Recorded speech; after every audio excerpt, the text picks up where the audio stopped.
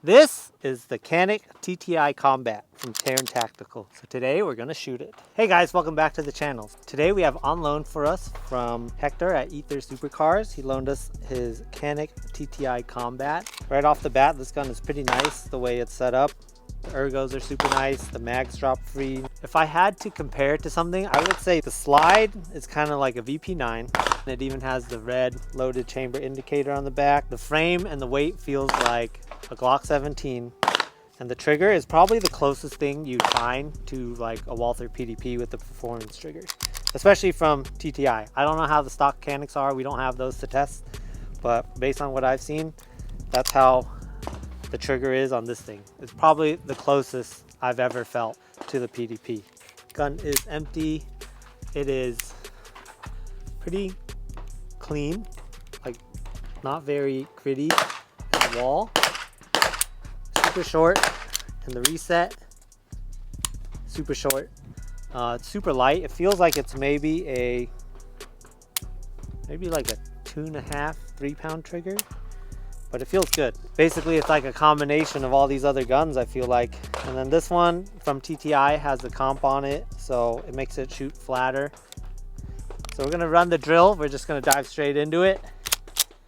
We're gonna see how I like this thing. We're at the 7 yards, 2 shots on each, reload 2.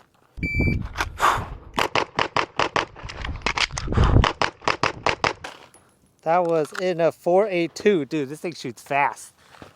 Let's check these hits. Oh, not the Delta. 1 Delta, 3 Alpha, 4 Alpha, 4 Alpha. Nice. That was a solid run. 4.82. Hold on.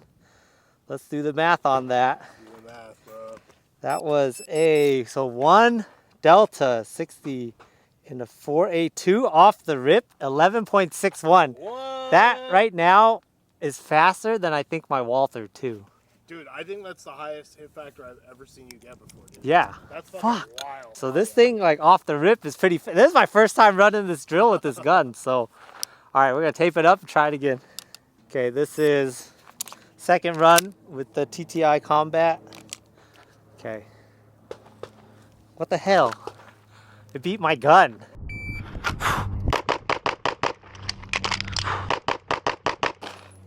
Oh, that was bad. Fast. That was a 4.55. I think I pushed it too hard. Dude, did you get a headlock shot? I think you did. That's called the alpha the hard way. But technically, that's 4 alphas. And then this looks like 2 holes, right? That is 2 holes. So 2 Charlie. And then this one, I think I got a mic. So that's not good. 8.79, even with the mic. Still. This thing is fast, bro. Yeah. Third run with CANIK TTI Combat. You hear a whizzing? Does it sound like someone's flying a drone? All right.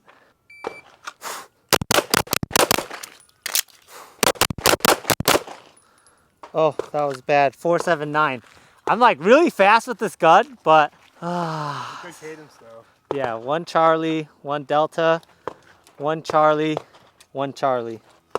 So that was run 3 in a 4.79, 10.43. Even with the Delta, to get over a 10 on this it's pretty good. This gun is like pretty good. But the thing about it, that it is comped. So a little different than my PDP, because that doesn't have a comp on it, but this gun definitely runs fast. So we got 1 more run.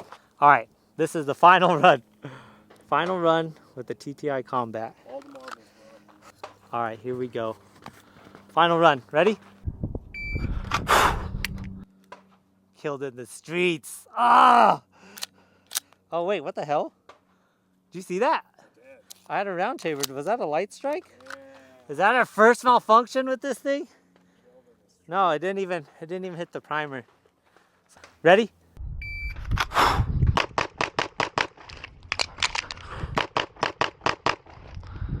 Oh, that was 5.26. I missed that reload if you saw. Jammed it up in the wrong spot. 1 Delta, 2 Charlie, 1 Charlie. So 3 Charlies and a Delta, 5.26, so 9.50. So my first run off the rip was the fastest, but now we just gotta do some build drills and then we'll just run some more drills with it to see how we like it. Drill, we're gonna see if the comp really helps. Trigger feels like it could be pretty spicy, but I think this has a lot to do with how fast I could get the gun up, okay? That was 6 shots in a 211, and we have 2 Charlies. We gotta get 6 shots.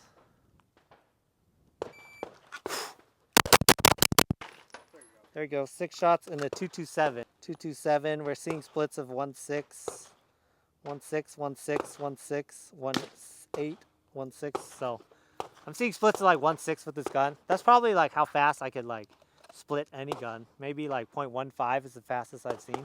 All right, so we're gonna put some distance to see how we like this trigger. Having a light trigger like this should help with being accurate, but we're gonna see.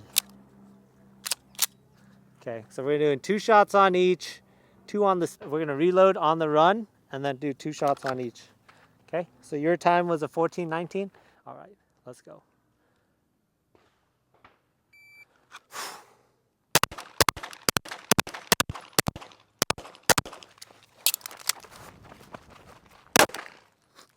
Oh, what? We just had a malfunction. Another one. This thing is having might be a light strike or something. 1 char here, 2 char, 2 char. So 70 points minus 4.80 hit factor. All right, second run, running this thing at distance. Hopefully we won't have another malfunction. We'll see.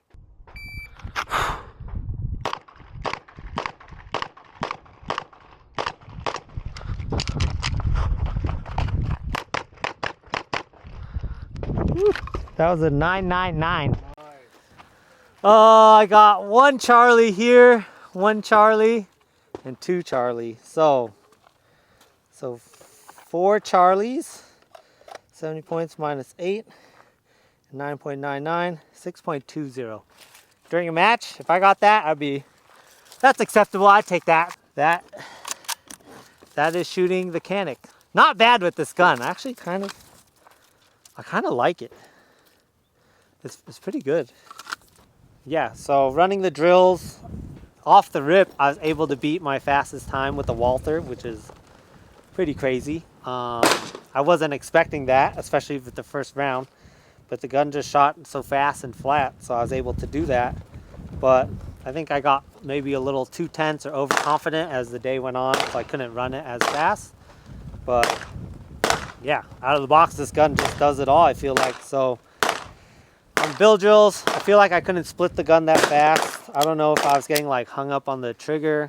And then we did have maybe 2 malfunctions with, I don't know if they were light strikes or what. I checked the round, I didn't see any like dimples on it. So I don't know if it was a light strike or me just short stroking the trigger. It could have been trigger freeze. Other than that, the gun shot great. I mean, it's fun to shoot. Mags drop easy. The buttons are easy to press. The ergos on this gun are really good. So it's a very nice gun to shoot. I think for the value, I think these things are like $950 or $1,000. The value you get for this gun out of the box is pretty good. Like, you get a lot of gun that you could do a lot with for sure with this thing. For competing though, I don't know if the comp would work well for you, because that'd put you in like the open class. But for like a range toy, for $1,000 for a gun that's set up this good, it's kind of a good bargain. So if you're in the market to get one, these are a great option. I know the normal Caniks might be a couple $100 cheaper, but I don't know how the triggers compare and stuff. But you do get like 2 18-round mags with base plates on them, so it probably extends it to like 20 or 21. The grip texture feels good. It kind of feels like the M&P grip texture. Very spiky. It like really locks in your hands. The grip feels great. The ergos feel great.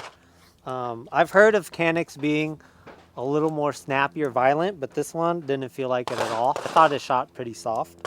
So overall, pretty good gun.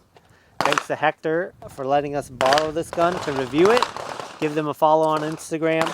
If you guys enjoyed the video, like, subscribe, and thanks for watching.